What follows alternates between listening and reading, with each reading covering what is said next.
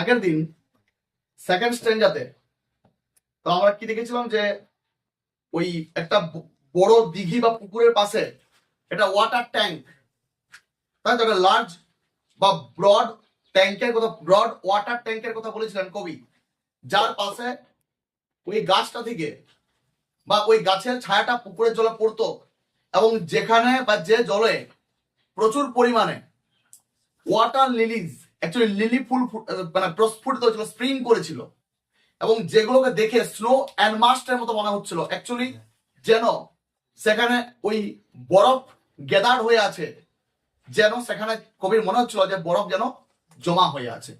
তাহলে এতটা আমাদের হয়েছিল। এরপর তারপর দেখ কবি কি বলছেন, but not because of. Because of মানে কি? বিকজ অফ, বিকজ অফ কথার অর্থ হচ্ছে BECAUSE। বিকজ অফ কথার অর্থ হচ্ছে কারণে। বিকজ অফ কথার অর্থ কি বললাম? কারণে। তাহলে not because of its magnificence. Magnificence, MAGNIFICENC। Magnificence বলতে অ্যাকচুয়ালি তার যে ভাস্টনেস, বিশালতা, বিশালতা এই অর্থে ইউজ করতে পারিস, ভাস্টনেস বা বিশালতা অর্থে ইউজ করতে পারিস, অথবা তার যে বিউটি বা সৌন্দর্য, সৌন্দর্য বিউটি এই অর্থেও ব্যবহার করতে পারিস। তাহলে বলছে not because of its magnificence, splendour, splendour SPLENDOUR এটাও লিখতে পারিস। স্প্লেন্ডার, ম্যাগনিফিসেন্স কথার অর্থ। আমি বললাম বিকজ অফ মিনস কারণে, তাহলে নট বিকজ অফ মানে এর কারণে নয়। কি কারণে নয়? ইটস ম্যাগনিফিসেন্স মানে এর বিশালতার কারণে নয় বা এর সৌন্দর্যের কারণে নয়। আমি বললাম যে ম্যাগনিফিসেন্স এই ওয়ার্ডটাকে আমরা স্প্লেন্ডার অর্থে ইউজ করতে পারি, অথবা বিউটি বা তার যে সৌন্দর্য এই অর্থেও ব্যবহার করতে পারি। কার সৌন্দর্য? কার সৌন্দর্য? এখানে কার সৌন্দর্যের কথা কবি বলেছেন বা কার বিশালতার কথা কবি বলেছেন? ওই ক্যাসুলিনা গাছটার বিশালতা বা ক্যাসুলিনা গাছটার সৌন্দর্যের কথা কবি এখানে উল্লেখ করেছেন। তারা শুধুমাত্র তার সৌন্দর্যের জন্য নয় বা শুধুমাত্র তার বিশালতার কারণেই নয়। কি নয়? Dear is the casuarina to my soul, actually to my soul, to my soul, SOUL, that means to my heart, HEART, আমার হৃদয়ে বা আমার মনে। সোল মিনস কি বললাম? হার্ট, হৃদয় বা মনে। আর ডিয়ার মানে কি? ডিয়ার মানে কি? DEAR, ডিয়ার মানে কি? ডিয়ার মানে প্রিয়। তাহলে বলছে dear is the casuarina to my soul. Actually আমরা এইভাবে ঘুরিয়ে বলবো, casuarina tree, casuarina tree is dear to my soul বা টু মাই হার্ট। আমার হৃদয়ে বা আমার কাছে ওই ক্যাসুলিনা গাছটা খুবই প্রিয়। ক্যাসুলিনা গাছটা আমার কাছে খুবই প্রিয়, নট বিকজ অফ ইটস ম্যাগনিফিসেন্স, তার সৌন্দর্যের কারণে নয়। মানে ক্যাসুলিনা গাছটা আমার কাছে তার সৌন্দর্যের কারণেই প্রিয় নয়। আমি প্রথমেই বলেছিলাম যে এই গাছটা তরু দত্তের কাছে একটা স্মৃতি। কাদের স্মৃতি? তার ভাই অবজু এবং দিদি অরু দত্তের একটা স্মৃতি। কারণ যারা অনেক কম বয়সে অ্যাকচুয়ালি তার কম্পানিয়ন ছিলেন, অবজু এবং অরু তরু দত্তের কম্পানিয়ন ছিলেন, সঙ্গী ছিলেন, খেলার সাথী ছিলেন, এবং যারা অনেক কম বয়সে টিবি রোগে আক্রান্ত হয়ে মারা যান বা যক্ষা রোগে আক্রান্ত হয়ে মারা যান। যেহেতু ওই গাছটার নিচে তারা খেলাধুলা করতেন, তাই গাছটা তার কাছে একটা স্মৃতি হিসাবে রয়ে গেছে। কবি ওটাই বলছেন যে ক্যাসুরিনা গাছটা শুধুমাত্র তার সৌন্দর্যের কারণে বা তার বিশালতার কারণেই আমার কাছে প্রিয় নয়। ক্যাসুরিনা গাছটা শুধুমাত্র তার বিশালতার কারণে বা তার সৌন্দর্যের কারণেই আমার কাছে প্রিয় নয়। এরপরে কথাটা বলেছে দেখ যে বিনিথ ইট, বিনিথ মিন্স কি? বিনিথ কথার অর্থ কি? BENEATH। বিনিথ মিন্স হচ্ছে আন্ডার, নিচে। বিনিথ কথার অর্থ কি বললাম? আন্ডার বা নিচে। তাহলে বলছে বিনিথ ইট মানে এটার নিচে, অ্যাকচুয়ালি ওই গাছটার নিচে, ক্যাসুরিনা গাছটার নিচে কি করতাম? উই হ্যাভ প্লেড, আমরা খেলতাম। আমি একটু আগে বললাম যে কবির খেলার সাথী ছিলেন তার ভাই এবং বোন বা তার দিদি অবজু দত্ত এবং অরু দত্ত। এই গাছটার নিচে, এই গাছটার নিচে, ক্যাসুরিনা গাছটার নিচে কবি তাদের সাথে খেলতেন। ওটাই বলেছে যে beneath it we have played, অর্থাৎ we have played. Here we refers to, here we refers to Toru Dutt, Abju Dutt and Aru Dutt. এখানে ওরা তিন ভাই বোনের কথাই বলা হয়েছে। আমি বললাম ঘুরিয়ে বল এটাকে যে we have played, we have played beneath the tree, we have played beneath the tree. আমরা গাছটার নিচে খেলতাম, আমরা গাছটার নিচে খেলতাম। বুঝে দো যদিও ইয়ার্স মে রোল, কবি তো আর ছোটবেলায় তার কবিতা লিখছেন নাই।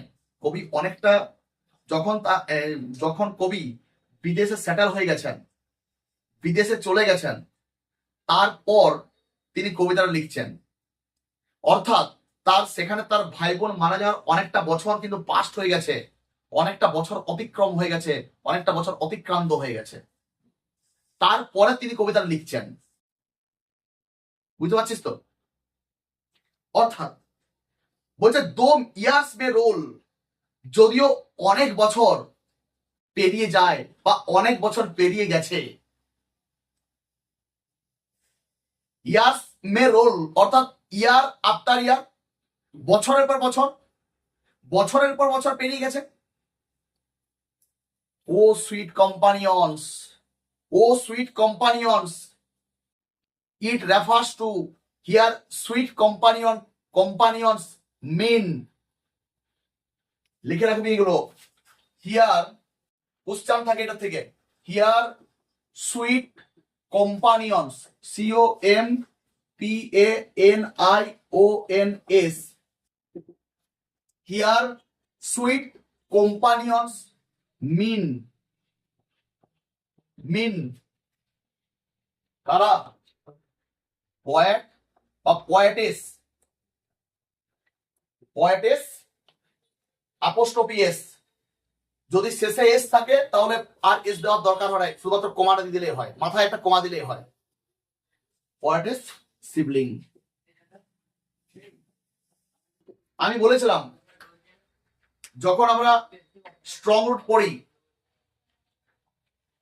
যে যদি নিজের ভাই বোন হয় সেক্ষেত্রে আমরা সিবলিং বলি, আর যদি তুতো ভাই বোন হয় সেক্ষেত্রে আমরা কাজিন বলি। তাহলে এখানে সুইট কম্পানিয়ন্স বলতে, এখানে সুইট কম্পানিয়ন্স বলতে অর্থাৎ তার খেলার সঙ্গে মিষ্টি সঙ্গীরা, তার খেলার মিষ্টির সঙ্গে কারা ছিলেন? তার কবির খেলার মিষ্টির সঙ্গে কারা ছিলেন? তার সিবলিংস, তার ভাই বোনেরা Abju Dutt and Aru Dutt, Abju Dutt and Aru Dutt. O sweet companions loved, বলছে loved with love intense. Intense কথার অর্থ হচ্ছে ডিপ। অ্যাকচুয়ালি গভীর ভালোবাসা দিয়ে আমি তোমাদের ভালোবাসতাম। O sweet companions love with love intense. O sweet companions love with love intense. আমি বললাম ইন্টেন্স বলতে ডিপ, অর্থাৎ I love you with my deep love. আমি গভীর ভালোবাসা দিয়ে তোমাদের ভালোবাসি, বা আমি গভীর ভালোবাসা দিয়ে আমি তোমাদের ভালোবাসতাম, কবিতার ভাই বোনদের বলছেন। লাভ উইথ লাভ ইন্টেন্স, বুঝতে পারলি? কবিতার ভাই বোন তার সিবলিংসদের বলছেন, অব্জদত্ত বা অরুদত্ত যখন তাদেরকে তিনি স্মরণ করছেন এবং সেখানে বলছেন যে তিনি তার ভাই বোনকে বা তার কম্পানিয়ন্সকে গভীর ভালোবাসা দিয়ে ভালোবাসতেন, অর্থাৎ তার একেবারে মনের অন্তর থেকে, তার মনের অন্তর থেকে বা হৃদয়ের গভীরতা থেকে তিনি তাদের ভালোবাসতেন। ইন্টেন্স কথার অর্থ বললাম কি? ডিপ, গভীর। পরে কি বলছে? তারপর বলছেন ফর ইওর সেক, তোমাদের জন্য। ফর ইওর সেক, তোমাদের জন্য। shall the tree be ever dear, shall the tree be ever dear. Actually the tree shall be dear ever to me. ভালো করে বুঝবি, কবি বলছেন তোমাদের জন্য, for your sake, for your sake the tree shall be dear. গাছটা খুব প্রিয় হবে, গাছটা খুব প্রিয় হবে কার কাছে? টু মাই সোল, আমার কাছে। এভার, চিরদিনের জন্য। অর্থাৎ তোমাদের জন্য এই গাছটা আমার কাছে খুব প্রিয়, বা তোমাদের জন্যই এই গাছটাকে আমি খুব ভালোবাসি। কারণ ওই যে আগের কথা বলেছিলাম, গাছটা তার ভাই বোনের একটা স্মৃতি হিসেবে তাদের বাড়িতে রয়ে গেছে। গাছটা তার ভাই বোনের একটা স্মৃতি হিসেবে তাদের কাছে রয়ে গেছে।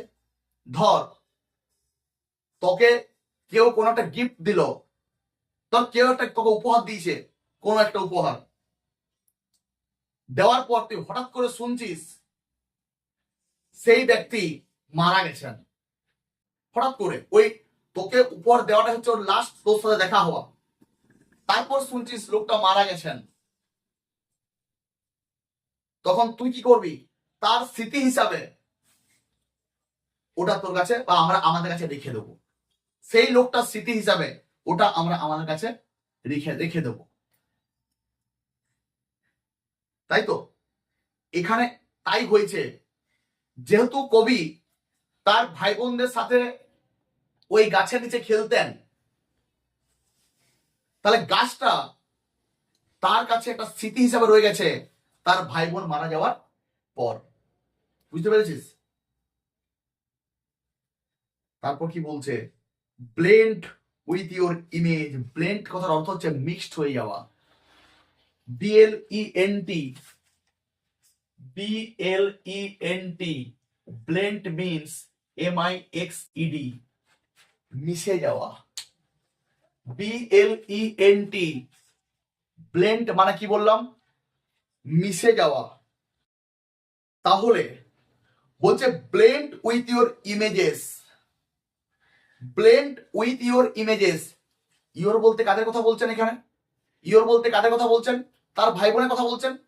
এখানে ইওর বলতে ইওর ইমেজেস, তোমাদের ছবি। অ্যাকচুয়ালি তার ভাই বোনের চেহারার কথা বলছেন, তার ভাই বোনের ছবির কথা বলছেন। এখানে তার সাথে মিশে গেছে। ব্লেন্ড উইথ ইওর ইমেজেস, অর্থাৎ মানে তোমাদের চেহারার সাথে যেন গাছটা মিশে গেছে। বা এভাবে ঘুরিয়ে বলতে পারিস যে তোমাদের মানে তোমরা যেন বা গাছ তোমরা যেন গাছটার মধ্যে মিশে গেছো। অর্থাৎ গাছটাকে দেখলেই কবির তার ভাই বোনকে মনে পড়ে যায়। গাছটাকে দেখলেই কবির তার ভাই বোনকে মনে পড়ে যায়। ওটাই বলেছেন যে ব্লেন্ড উইথ ইউর ইমেজেস।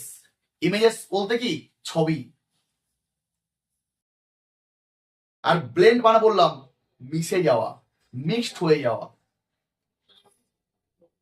কিন্তু ইট শ্যাল অ্যারাইজ, ইট শ্যাল অ্যারাইজ। অ্যারাইজ মানে কি বললাম? জেগে ওঠা। তাহলে এটা জেগে উঠবে। ইট শ্যাল অ্যারাইজ, এটা অ্যারাইজ করবে, এটা জেগে উঠবে। কোথায়? ইন মেমোরি, স্মৃতিতে। কার স্মৃতিতে? কার স্মৃতির কথা বলা হয়েছে এখানে? কবির স্মৃতিতে। What is? তরু দত্তের স্মৃতিতে ওটা জেগে উঠবে। কোনটা? অর্থাৎ তার ভাই বোনেরা, অর্থাৎ তার ভাই বোনের স্মৃতি, তার ভাই বোনের স্মৃতি যেন কবির মনে ভেসে উঠবে বা কবির মনে জেগে উঠবে। ক্লিয়ার হয়েছে মানুষ? কতক্ষণ? টিল, যতক্ষণ না হট টিয়ার্স ব্লাইন্ড মাইন্ড বা আইজ। যতক্ষণ না hot tears, hot tears means গরম চোখের জল। চোখের জল তো গরমেই হয়, চোখের জল তো গরমেই হয়। তাহলে হট টিয়ার্স ব্লাইন্ড করা, অন্ধ করে দেয়। হট টিয়ার্স ব্লাইন্ড, ব্লাইন্ড মানে কি? অন্ধ করা। যতক্ষণ না গরম চোখের জলটা ব্লাইন্ড মাইন্ড আইজ, আমার চোখকে অন্ধ করে দিচ্ছে। অ্যাকচুয়ালি ওই আমি বলেছিলাম যে গাছটা হচ্ছে তার ভাই বোনের স্মৃতি। তাহলে যখনই কবি গাছটাকে দেখতেন, যখনই কবি গাছটাকে দেখতেন, তার ভাই বোনের কথা তার মনে হতো, তার ভাই বোনের কথা তার মনে পড়তো। এবং ভাই বোনের কথা মনে পড়তে পড়তে বা মনে করতে করতে হঠাৎ করে কি হতো? কবির চোখে, কবির চোখে জল চলে আসতো। কারণ কারণ মৃত ব্যক্তির কথা যদি সেই ব্যক্তি আমাদের খুব ক্লোজ হয়, আমাদের খুব ঘনিষ্ঠ হয়, খুব কাছের হয়, তার কথা ভাবলে আমাদের চোখে জল চলে আসে। এখানে কবি যখন তার ভাই বোনের কথা ভাবতেন ওই গাছটাকে দেখে, তখন কবির চোখেও ঠিক এরকম জল চলে আসতো, অর্থাৎ কবি কেঁদে ফেলতেন। তার ভাই বোনের কথা ভাবতে ভাবতে, তার ভাই বোনের কথা ভাবতে ভাবতে কবি কেঁদে ফেলতেন। তাহলে till hot tears blind mind eyes, যতক্ষণ না ওই হট টিয়ার্স গরম জলটা, অ্যাকচুয়ালি চোখের জলটা, টিয়ার মানে চোখের জল, আমার চোখকে অন্ধ করে দেয়। আমি ওটাই বললাম। অর্থাৎ তার ভাই বোনের কথা ভাবতে ভাবতে শেষ পর্যন্ত কবি কি করতেন? কবি কেঁদে ফেলতেন। ভাই বোনের কথা, গাছটাকে দেখে যখন তার ভাই বোনের কথা মনে পড়তো তখন কবি কেঁদে ফেলতেন। দিয়ে কি বলেছেন? বলছে what is that dirge. Dirge হচ্ছে, লিখবি, ডার্জটা লিখবি খাতায়, like a song of, a song of, SONG DIRGE। Dirge হচ্ছে a song of mourning, MOURNING, MOURNING, a song of morning.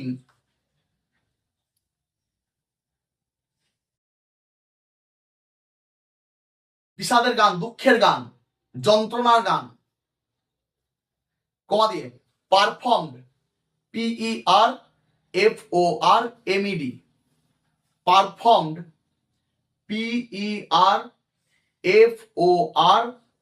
PERFORMED, performed as a AS, performed as a memorial, performed as a memorial,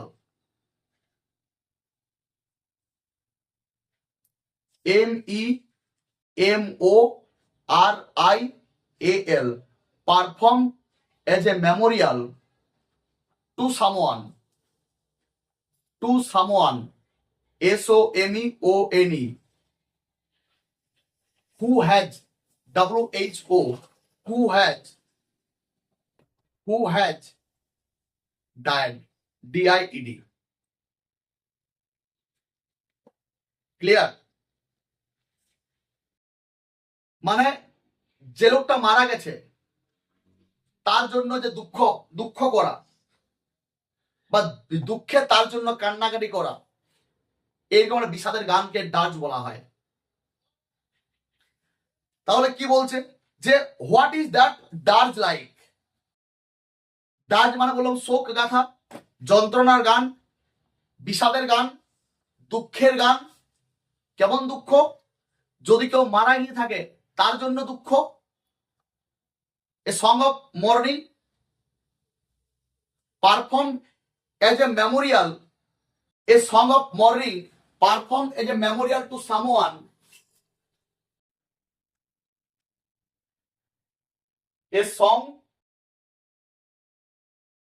a song of mourning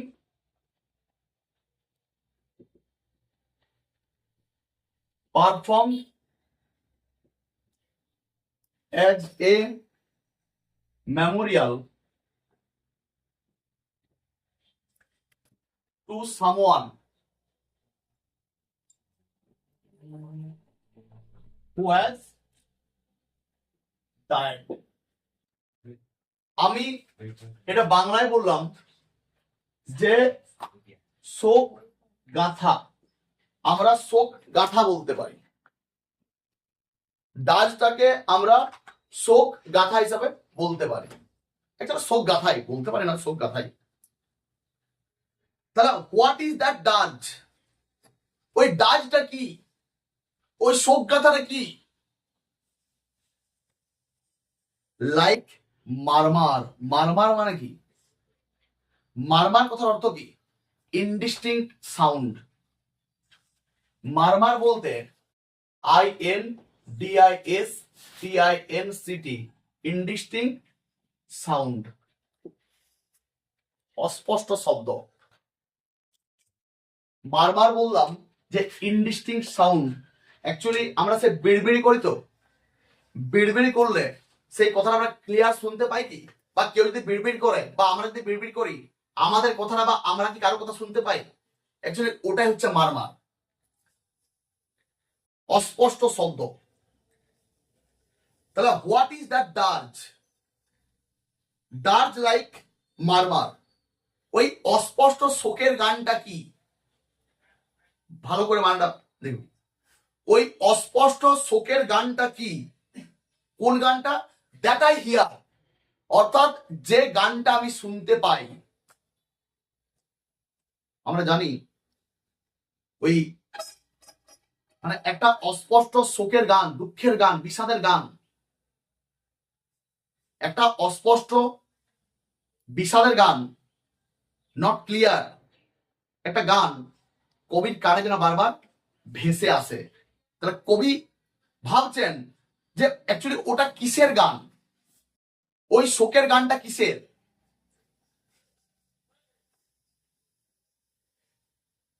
যেটা আমি শুনতে পাই, I here.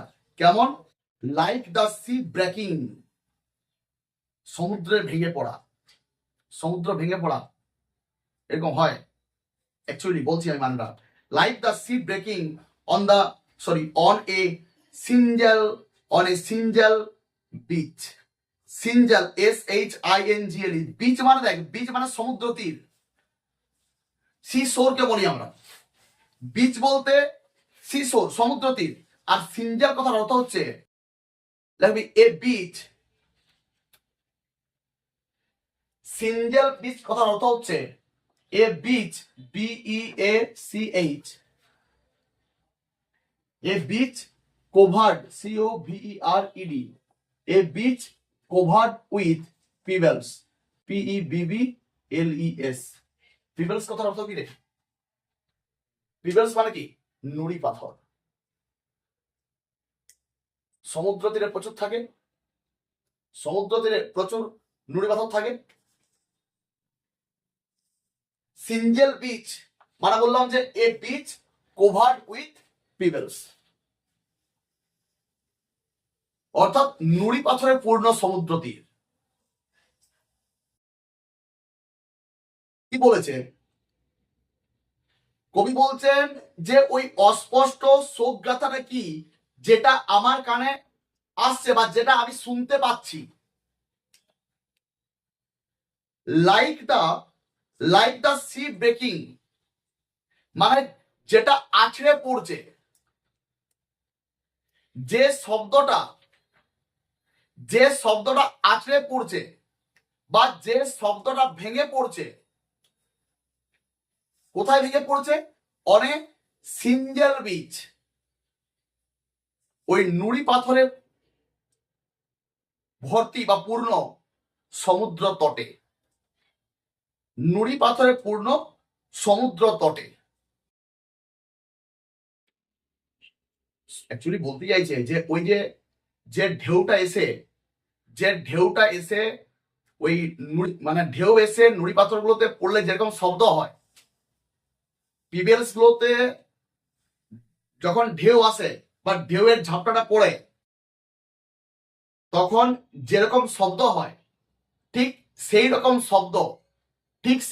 শব্দ কবি শুনতে পাচ্ছেন, ঠিক সেই রকম শব্দ কবির কানে ভেসে আসছে,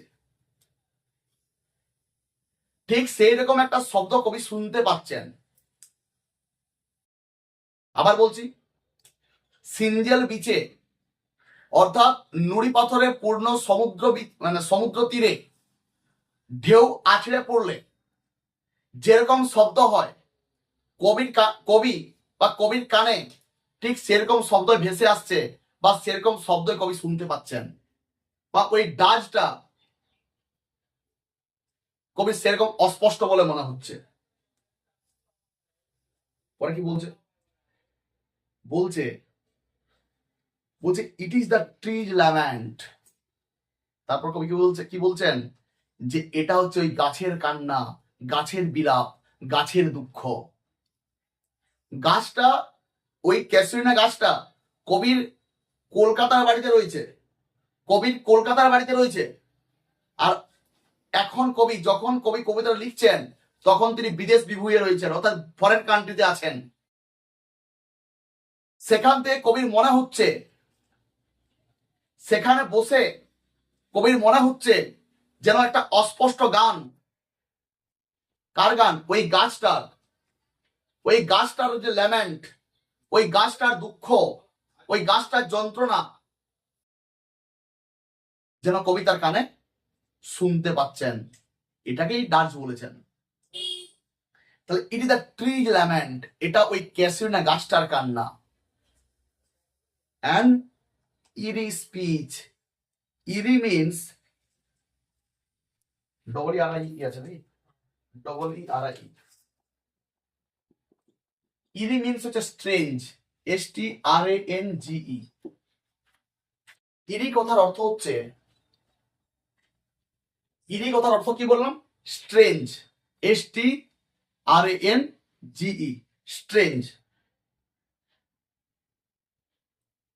অদ্ভুত।